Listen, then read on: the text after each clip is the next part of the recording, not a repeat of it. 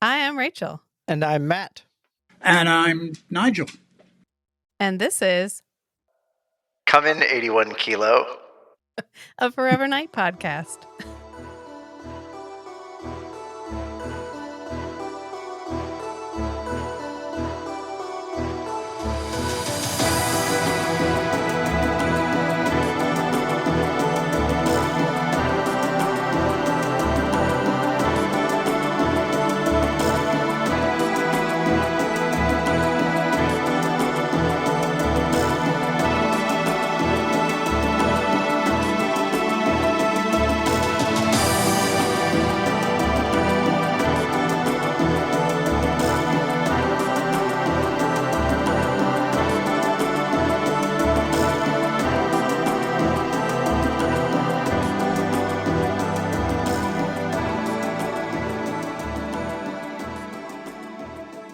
It's been a while since we've done that one. All right. So we are here with Nigel Bennett, who played, let's see, a little fellow named LaCroix on Forever Night. Yeah. Yeah. So did you want to tell us a little bit about yourself? About me? Yeah. Oh, I'm getting old, which is, as you can see from the color of my hair, that's something that I suppose it's going to happen. Yeah, it just sort of happens. Yeah. I always tell my kids to stop growing up, and then they go, "Mom, I can't help it." I'm like, No, I know, absolutely, yeah. Yeah. So LaCroix actually has white hair. So did you have to dye that, or did you have white hair? Yeah, I had to dye it. Ah. Yeah. You had to. I don't know why that never occurred to me. I was like, oh no, that's just his hair color. Well, as I recall, the first day of that we were all called in to start doing our thing, as far as I can remember, because it was a long time ago. Well, just a few 30 years or so. Yeah, I mean, it was. They wanted you to dye your hair. Yeah, and they wanted my hair to be white. But your eyebrows were dark, which I always thought was. Nah, they're not dark. They're a little bit dark. No, they now. were. Oh, they were, yeah. Yeah. Did you always want to act? Always want to act. Yeah. Since I was 14. So a little while. Yeah, a week or two. Well, 10, 15 years ago, something like that. Yeah. I used to have a paper round. I used to deliver newspapers to basically the whole village, especially on a Sunday, and I'd sort of imagine things, and I remember I remember one occasion when I was really locked into trying to be someone else, and I started to cry, and I couldn't stop. And a woman who was waiting for me to deliver her newspaper had to have it a little bit soggy as I gave it to her. Yeah, actually, your brother was in a play, and you saw him in the play. Remember? Oh, right, yeah. He took his hat off. Yeah, my oldest brother, who's 4 years older than me now, he was. We went to see his school performance, and he was the mayor of this wherever it is, and he was the first person who came on, and he addressed the audience, and it was, come on, this and that, and he got to a point where he said, so what time is it? What time is it? And he stopped, and he had a hat on. And he said, I'll have to go to headquarters took the hat, off the hat came, and there was the clock. Ah. So it was a good, funny comedy play. Yeah. And you thought he was great. And that Oh, made you yeah. want to be an actor. I really did. I mean, I was just. I mean, it's. I'm sure everyone who's got an older brother or sister looks upon them with awe sometimes, you know, and it certainly was with Colin, my oldest brother, who still is out and about. So that's good as well. Yeah. Is he still in England? Yeah. Is the rest of your family all still in England? All except one. And that one is one of my sons. And he lives...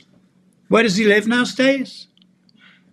Stacey doesn't know. I don't know what you're talking about. Somewhere around. The two kids live in... Michael and Sam live in Canada. They live in Canada, but I was just trying to be more, you know. Yeah. Canada's good. That's specific enough. Oh, yeah. Okay. So what was your favorite type of character to play? I used to love to make people laugh. And I'm not sure, you see, because I'd seen my eldest brother do this little show that he was doing, and it was very funny. And I sort of got the comedy bug? Yeah. Like that one. Yeah. Yeah. Because you are not a very funny character in Forever Night. Oh, no. Do you remember how you became involved with Forever Night? You just went to a casting call? Yes, I did audition. Geraint Wyn Davies was one of the leading actors in it, and we were friends, you know. And yeah, I went in and I read some stuff, and I guess they liked it. Yeah, they liked you well enough, you know. You got the job. got the job. Brought you back even after you died, because you die in the first 2 episodes, and then you got to stick around anyway. Yeah, made an impression. Yeah, Yeah, he brought you I back to know. life even. So do you have any funny stories from your career? From my career, Well, it's a long time to have to think of stuff. trying to think. Oh yeah, but You got a good one. Do you remember the story from at Stratford with the knife when you were doing that scene and someone forgot the knife? Oh right.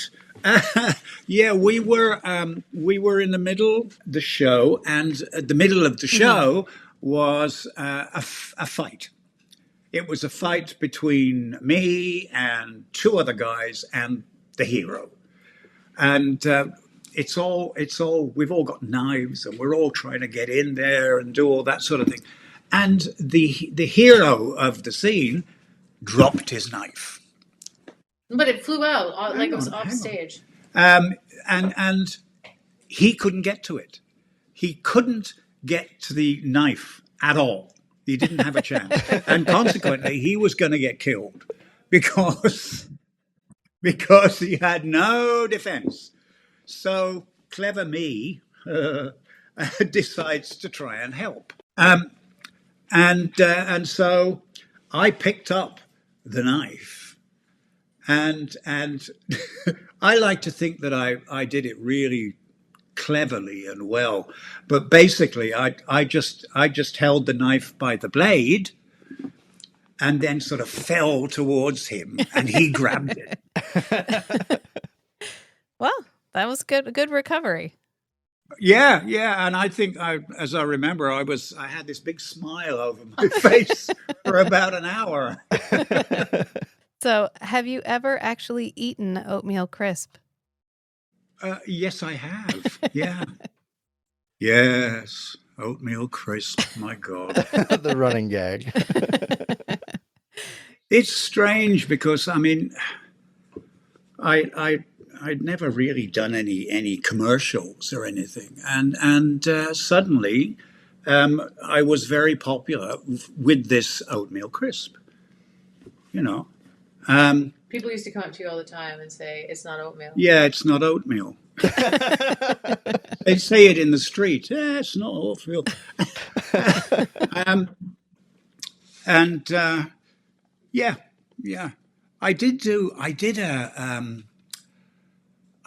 I worked on a what do they call it when you're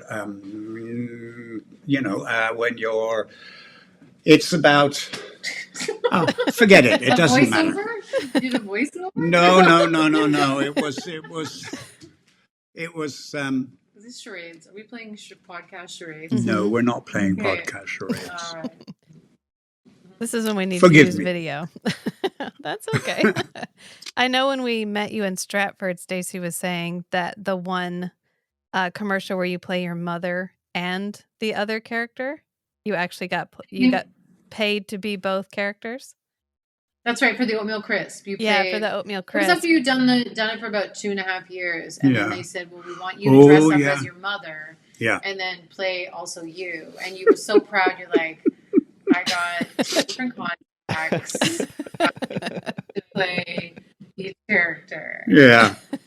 It was absolutely ridiculous. You were like, "I got scale and a half for the mother, and I got double scale for inadequate."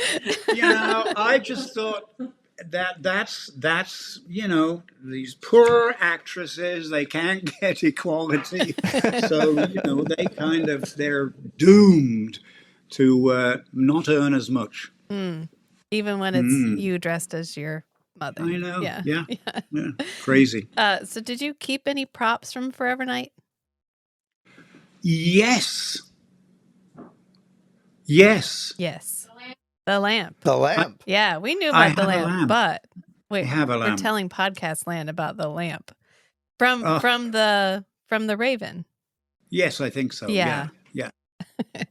It's lovely. It's never given any problems. It's a good lamp. She's laughing at I have not watched a all of high Forever quality Night, lamp. and Do you have anything from any other projects, or just the lamp? no, you do. Like, I think we got rid of a lot of stuff when we moved. Yeah. We used to have a lot of DVDs and scripts, and Nigel also used to do the fundraiser lights camera auction Yeah. to raise money every year, and so they gave so many props and different things from the show and different scripts. They auctioned them off to raise money. Yeah, I have seen some pictures from the old lights camera auction, and look like a good time. And at one time, I think you auctioned off a Coke can. Somebody auctioned off Yes. yeah. And suddenly it was all the people that were there were, oh, look, it was that, and I've just got this Coke can. I think I just finished drinking it. And suddenly there were people. I'll give you 100. I'll give you 100. And Well, it's for charity. it's great. I mean, all the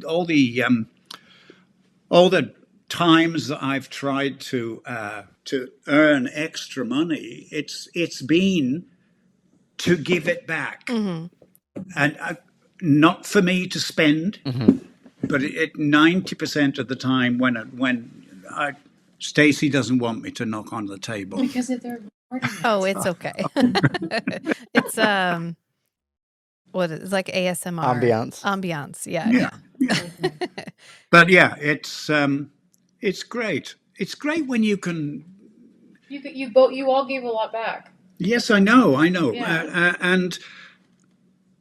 And it amazed me a lot of the time, because I'm doing my job. I'm up there in front of the camera or running around or whatever, and it's people are so involved in it or pleased, and it becomes a community. Yeah, I would say community. Yeah, we are. And there still is quite a. I mean, for as small as Forever Night or for as long ago as it is. There's still quite a community around it, which I always find fascinating. Yeah. So you actually won a Gemini Award for your portrayal of LaCroix. What was your favorite part about playing a villain? Playing LaCroix, Yeah, all the I maniacal got away. laughing. It's I got away with everything. No You see, accountability. Yeah. no accountability at all, none whatsoever. So I mean, I would have a script, yeah, and I'd be familiar with that. But then the script is just it's a beginning, Hmm. and as you handle it and change bits and all that sort of thing, yeah, and it's what gives a reality to it, because it becomes me, Hmm. and that for some reason was quite valuable. Well, we think so. Yeah, we all like a good nuanced villain Yeah. where there's some Oh, depth to the yeah. character. Yeah. Yeah. Yeah. We talk about LaCroix quite a bit on the podcast, so you Yeah. come up often. So you've actually worked with Guillermo del Toro twice. You did Yeah. The Strain and then Shape of Water. What was it like working with Guillermo? With Guillermo, Mhm. it was amazing. He's a wonderful man, and a wonderful director, and we started off. Oh Lord, they were always sort of in the past and or strange, Mhm. and yeah, it was great. We got on very well together, and yeah, I miss him. He's such a visionary. He is. He is. Yeah. Yeah. We talked to John Kapelos too, who played Skanky. Yeah. And I asked him the John. same thing because he's in Shape of Water. And so I'm determined to find out if Guillermo del Toro is a Forever Night fan. So I'm just going to keep asking everybody until I figure that out. I don't know whether he's a Forever Night fan. Well, I really don't. well, because in Shape of Water, you're in it. John was in it. And then he has a very specific section in the book and the movie about the Cadillac. And it's the same Cadillac from Forever Night. And in the book, Yeah. it gets like a whole page about how it's teal. It's not green and all of the and I was like, I see you. I'm pretty sure I know what you're telling me, and it's that you're a Forever Night fan. Do you follow him on Twitter or X? No, I'm not on Twitter or Oh, okay. He's also on Instagram occasionally. I'm gonna figure it out. Yeah, Yeah. we can scroll through his messages and see if there's any hints. Yeah. I believe he moved up here to Canada. And that's great. That's great. He clearly is very happy here, and yeah. He just did a fundraiser at the Review Cinema in Toronto, which is a great theater that plays a lot of like old, and iconic sort of vintage films. Mm-hmm. And they were going to lose their space. And there was a big fight on, people signed petitions, and they won it back. And Guillermo did a fundraiser for them. It just happened like last week where they showed Crimson Peak, and Guillermo was there. It was sold out in 5 minutes. Wow. That's really cool. Yeah. Yeah. So he's so super supportive. And that's such a great film too, Crimson Peak. Yeah. Sorry, Nigel's in it, but really love the Tom Hiddleston. Yeah. Have you seen it? I have. Yeah, I have seen it. It's very gothic, Mhm. romance, horror kind of. We'll Okay, have to we watch can- it. we can Matt's talk looking about at it me like later. I don't know what you're talking about. I We'll have to haven't watch seen it. All right. So your daughter, you and Stacy's daughter, just graduated with a degree in film. Mhm. What are some of her upcoming projects? She this summer she wrote and she directed a short film. What's it called? Toby? No, you acted in that one. Oh yeah, and you did. Yeah, I know, but you. Ah. Keep it in the family. So Yeah. Oh, yeah. She does as much as she can. It's really difficult Mhm. to break in, Hmm.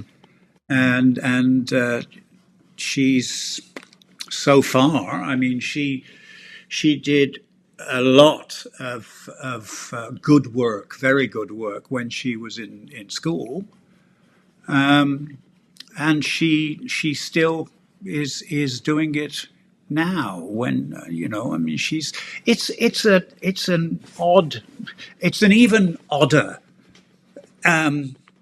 thing that to be a part of. Because I mean, it's an actor. What do you do? I mean, Mhm. and consequently, the people who aren't sort of part of it, they really don't know what's happening and what's going on. Yeah. Yeah. Yeah, we actually just talked to another independent filmmaker, 2 days ago. So, it's a challenging but potentially rewarding sort of, Right. but A lot of not without its invisible work challenges. behind the scenes Yeah. that the viewer never knows about. Yeah. Right. Yeah. Yeah. So you've written books, you've done some directing. Was there anything you'd have loved to do more of, or was it always acting? Well, I have on two different occasions now. I've started writing a play, and I've haven't managed to finish either of them.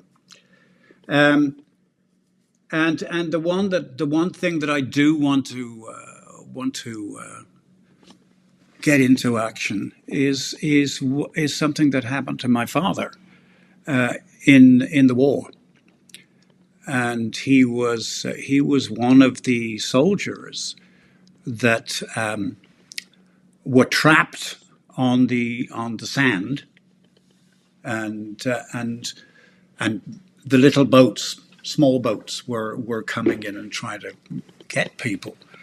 And he he he's, he was terrified.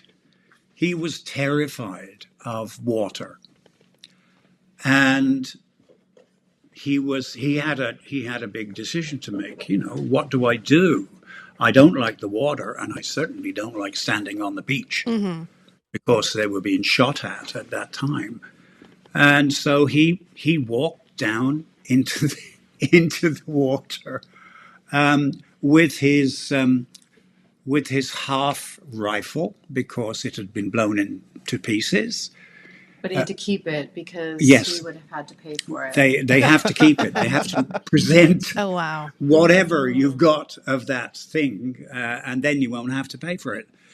And he did. He stood there up to his neck, and my father was terrified of water, terrified, and he just sort of stood there with his rifle up in the air because he didn't want to get his rifle all wet, because then it wouldn't work properly, Hmm. and he'd have to buy a new one. And luckily for him, he was picked up by a little boat, and they took him back. But Well, he had to not wait just in the him. water for quite a Oh bit. yeah, he Mm. had to wait, Yeah. hours in the water. Yeah, they zipped him back to the south coast, and yeah, and then this is the worst thing of all. You see, because you think, oh, good, he escaped. Great. No, no, because as soon as the British started to invade and take over the Germans and what they'd been doing, he was one of the people that went back. They just Mm. turned him right around. Whoop. Yeah, Yeah. yeah. Mm. And he did come home, and he Yeah. came home without almost without an injury. The only injury was his eardrums, because he, you know, explosives and all sorts of things had been booming in his ears, and his hearing was never the same again. Yeah, my dad fought in Vietnam, so Yeah? yeah, Oh, look. similar, but not. Yeah. Yeah. But Yeah. it just is just imagining, that you are, it's the devil in the deep whatever sea, Mm-hmm. because the devil is your fear, Yeah. and then there's the water. So you've got to face that water in order to be able to get on a little boat and go to safety. Yeah, And he that did. sounds like a good He story. did that. Yeah. Yeah. But he never swam after. He was terrified of water. Terrified. Yeah. Yeah. So you want to turn that into a play? Yeah. Yeah. Yeah. I did. I started. There are it's not a play at the moment. It's just sort of wanderings, and just trying to find out in your mind whether it could possibly be a piece of good work. Well, I think it's a compelling story. Oh yeah, So, yeah. yeah. So besides that, are you retired now or kicking back, relaxing, Well, they don't go together. enjoying your lamp? Necessarily. Yeah, I've basically retired. Yeah. But I also have to say that the job that we do has also doesn't want me anymore because I'm too old and all sorts of reasons, which is a shame. It's a shame. But how old am I now? Come on, give me a. Tell her. I never know either. No, You're 75. 75. I am. Good grief. So really, the most that I can do in terms of pouring stuff out is writing. Mm-hmm. Oh, you have those 3 books that you wrote with P.N. Elrod. So you're a published author already. With the very dramatic covers, all with you with the hat and the you read the audiobook for the first one. And did I? You did. And it's not very long. It's like abbreviated, but we found one copy in a library in Tennessee, and we had to Wow. track it down. Did you do like interlibrary loan for it? Meg joined the library for us and checked it out. In Tennessee. In Tennessee. Because everyone says, oh, yes, it's available. And then you click on it. Oh, no, it's not available. So we did track that down. But, those are great books. And I think that, writing is as much a creative expression as acting. So it's a good certainly outlet. Unfortunately, I mean, I really wish that I could still do it. I mean, because it's the most, for me, it's the most wonderful profession, because you're given a sort of a roadmap, and then you can do what you want with it to a great extent, and that's just great. That's gives you the freedom and the freedom to be somebody else for a little while. Yeah. I know I've seen in other interviews where you talked about how you like to do villains because they could be so much more complex than the hero character. Yes. Normally the hero character, it's just different from the bad guy. The bad guy is, for me, it's the most interesting thing, because you are immediately faced with a question, which is, why is he doing this? Mm-hmm. And It's more that's complex. yes, Yeah. it's more complex. Gives you more to work with. And you want to find the humanity in it. Mm. Yeah. One of the things we talk about on the podcast is that when I watched this show when I was much younger, I really enjoyed the Nick character, but then revisiting it for the podcast that we just did, LaCroix was my favorite character, and I found Nick insufferable. And I thought, Go on. oh, that's that was a real interesting sort of, when you're younger, you identify more with the kind of angsty character, and then especially season 2 and season 3, LaCroix, you get to play with him so much more. I feel like season 1 was very just sort of mustache twisty villain, not a whole lot to Yeah. work with. And then Yeah. especially by season 3, you got to be an actual character. And so Yeah. like I just really, really enjoyed LaCroix, and like thank you for I know it was 30 years ago, but people do still watch it and enjoy it. And I think maybe that's the best thing about acting is it's like a time capsule. People can go back and revisit it. Yeah. Especially It's almost like a double time capsule, Mhm. because there's the capsule which has the history of it all, and then there is the capsule of me Mhm. and how I'm feeling in this moment when I'm writing about something else. Yeah, it gets to be a moment in time for everyone involved. So, Oh yeah, yeah. yeah. So, thank you very much for coming and chatting with us. Well, my pleasure. Really appreciate My it. absolute pleasure. Was there anything you wanted to chat about that I didn't ask? You could talk about your love of your dogs. Yes, I got to see them last time. How many dogs do you have? We well, just have 2. Oh, we have okay. 2, but my favorite dog, Poor Margot. poor Margot, Yeah. she's not my favorite dog. My favorite dog, It's Tom. I got. We moved down here to Stratford, and it was one of the first things that I bought, because we had our daughter at that point, and she was bored, rigid, because there was nothing else to do. And that was how many years ago? We had her another dog. We bribed her. We told her that if she moved to Stratford, we would get another dog. Yeah.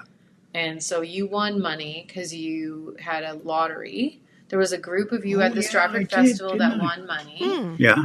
And so you went to the mall. We didn't even do the, what people do now is like you buy it at a breeder but they had this little basket and there were 3 puppies in it, and they had been like $350 and they were down to maybe $150.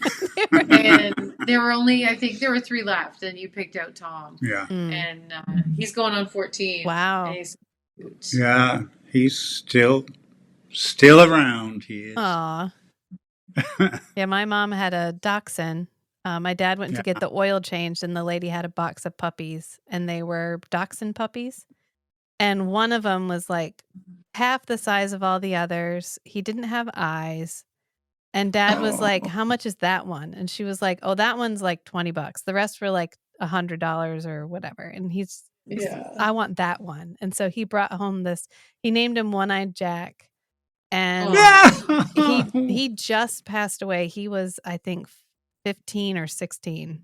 Wow. Yeah. Yeah. Tom is about that age as well. He's going to be 14. Wow. Yeah. And he's happy. He's contented. Yeah. It's lovely. Yeah. Is he a big dog or a smaller dog? No, smaller dog. Yeah. Oh, I can see again you now. put your glasses back on. Well, thank you again for your time. I really appreciate it. For coming to chat with us. It's an absolute pleasure. It really is. I mean, I don't know how many years it is that I first started working on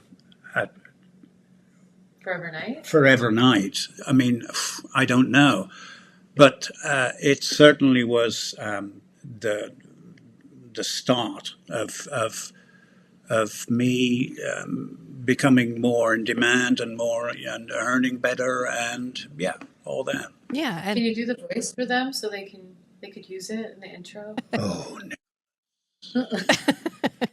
well, actually, so the last episode is almost all LaCroix monologues. And we took the one big one that you do and put it in like a AI text thing and had it change it to Gen Z slang. So if I sent that to you, maybe we could record you reading it. I would love that so much because it's the it's the kind of the iconic monologue, but then it's a little bit more humorous because it's yeah, with all the silly, more modern slang. yeah. Yeah. So I'll send Sure. that to Stacy and maybe we can figure that out. But that would be I would love that. That was our joke. Matt did it while we were recording that episode, and I said, "Well, the best thing possible would be to get Nigel to read this for us." So that would be Okay. Okay.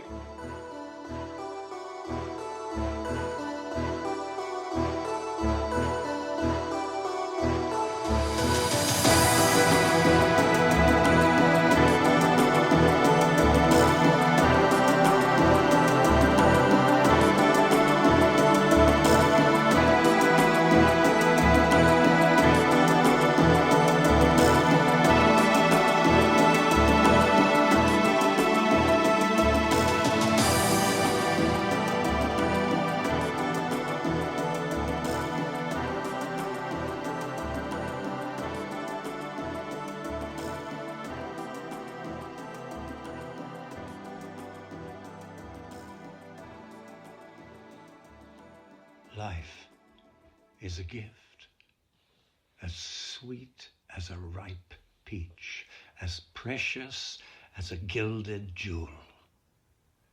I have never been able to understand the logic of willfully surrendering such a treasure. And what is there to gain?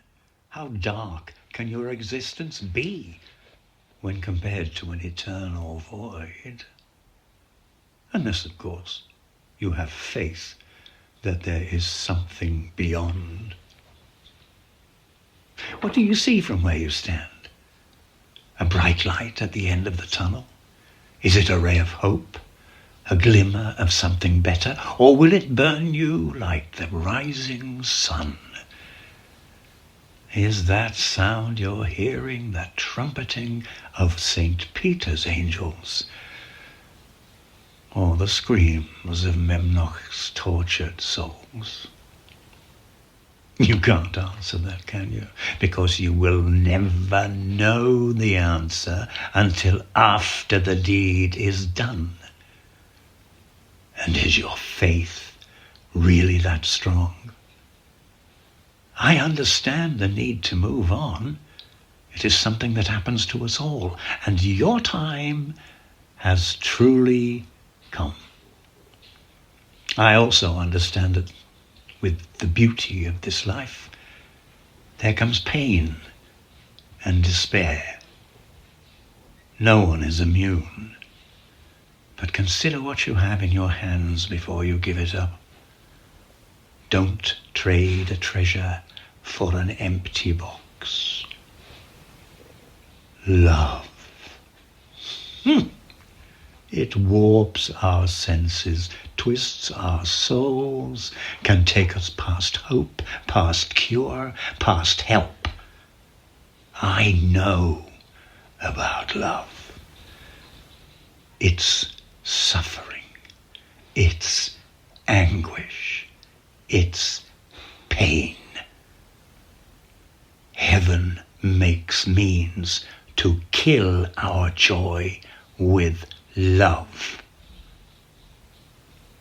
And yet we must have it at any cost.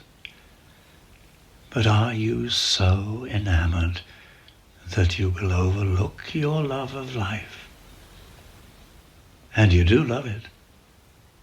I've seen you smell the sea, gaze at the stars at night. Are you willing to sacrifice one mistress for another? Look into your heart and tell me that you are willing to make the choice.